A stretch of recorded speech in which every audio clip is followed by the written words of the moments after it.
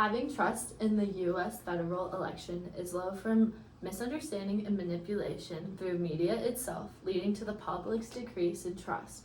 From the University of California in 2023, lots of this distrust leads to the concern of federal voting system in mail-in ballots. The United States federal government should ban the use of mail-in ballots in the federal election. This official policy would restore the election honesty and also have a reduction in fraud. Not just this, it will have also the certainty on truthful and time-dependent election ballots that will hold the trust towards the public. Election honesty. Mail-in ballots have the chance for fraud and even errors like lost ballots. These issues create a lot of risk of voting and not counting. This has the public feeling a lack of confidence and also a lack of accuracy. Administration practices, including the signature verification, also includes ballots curing, has been shown that it has such an impact and harm effects in mail-in voting. From the MIT Election Data and Science Lab 2023. This ban would also make certain that the voters would have to go in person to cast their ballots. This straightens the accuracy and identification process, also improving the election's integrity and honesty. A measure of 11,000 whose votes were deferred because they were considered late in Pennsylvania and Morse in 2024. Due to mailing process, the mail-in ballots take up a lot of time to be processed through the verification process, creating late ballots. This creates confusion towards the public and misinformation can be spread. This also can lead to the public not trusting the voting process. Due to the mail-in ballots taking time to process, this leads to the public getting affected by this. The longer the process, the longer the voters have to cure their ballots so the votes count. To the Policy Center of 2022, the banning would make the production process of voting be faster and more efficient and more clear results, gaining the public's trust in the voting process. The slower the process caused by mail ballots had an effect on misinformation during the 2020 election. This is from Brennan Justice of 2023.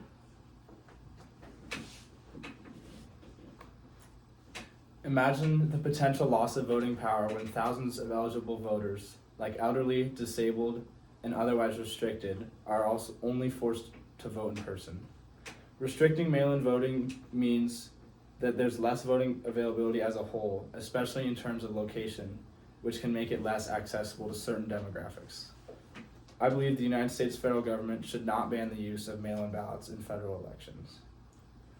My arguments will concern the banning of mail-in voting's negative effect on equity and equality, and the other will deal with the costs of the banning. Mail-in ballots serve an important function in providing voting flexibility for those individuals who cannot easily get to the nearest voting location.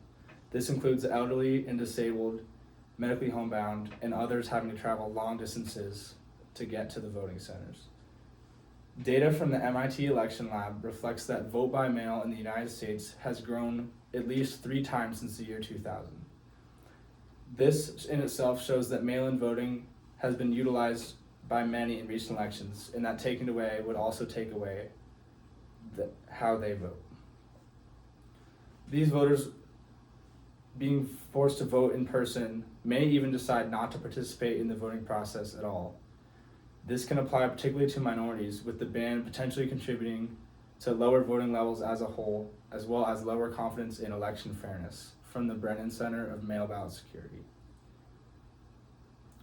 Removing mail-in voting would also cause strain to in-person voting, meaning longer lines, making it harder for everyone to vote in person, and it would slow the process in the counting of the votes as a whole. The research has shown that voting by mail is safe thanks to a few mechanisms in place, like signature verification, as well as chain of custody of ballots, also from the Brennan Center. These repercussions include delay of counting ballots, and they also add unnecessary hierarchy to the voting system, and as well as reduced public confidence. When mail-in ballots are not present at all, the problem instead shifts to the voting booths and might unintentionally decrease the accuracy as well as the integrity of the actual elections, from the Stanford Institute for Economic Policy Research. The banning of mail-in ballots would be damaging to voter access as well as equity and equality in federal elections.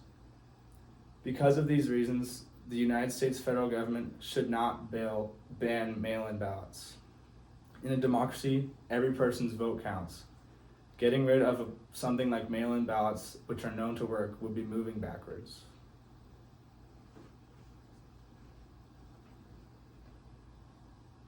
My opponent believes that mail-in ballots provide flexibility, and banning them would force people to vote in person, preventing minorities, disabled individuals, and elderly people, also rural residents, from voting. But eliminating mail-in ballots does not automatically prevent all these groups from voting. Early voting can be implemented by offering curbside voting and also increasing the amount of polling locations. States can also implement transportation access for those who live in rural areas, disabled, or for the elderly.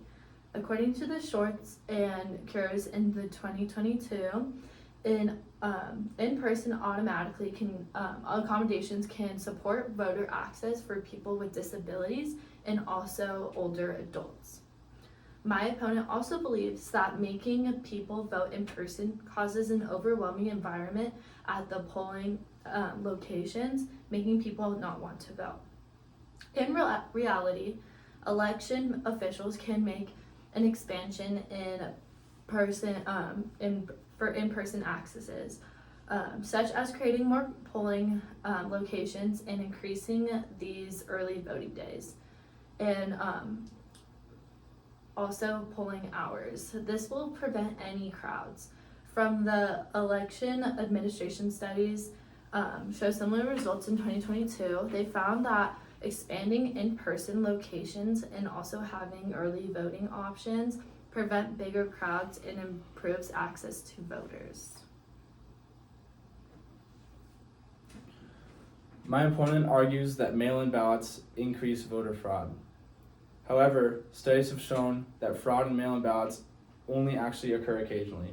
Between the years of 2000 and 2012, they found that fraud in mail-in ballots only happened 491 times. This is also from the Brennan Center of Mail Ballot Security for the United States. There are also multiple security mechanisms, as mentioned earlier, like the signature verification, to ensure fraud is minimized. My opponent also argues that mail-in ballots create confusion and misinformation and lead to a longer verification process in the votes. Some states that have used mail-in voting are Colorado, Washington, and Utah. All of these have consistently reported quick and transparent results with mail-in voting. The confusion and misinformation stem more from unrealistic public expectations of immediate voter return by the public. The third refutation is that banning mail-in ballots would restore trust in elections. The affirmative argues that getting rid of mail-in ballots will enhance integrity of elections. However, public trust in these elections is more closely related to one's individual perception rather than the voting process itself. Research reveals that public confidence is lower in all mail elections, and if voters do not participate, public trust will also be affected. To review, banning the mail-in ballots would not just straighten the trust and honesty for the public, eliminating the fraud and having more truthful and time-dependent election results. The United States federal government should ban the use of mail-in ballots for the federal election, making certain honesty and balance. As the years go on, the 2028 election is right around the corner from us. To ensure fair and truthful construction of the federal government system, the United States federal government should ban the use of mail-in ballots.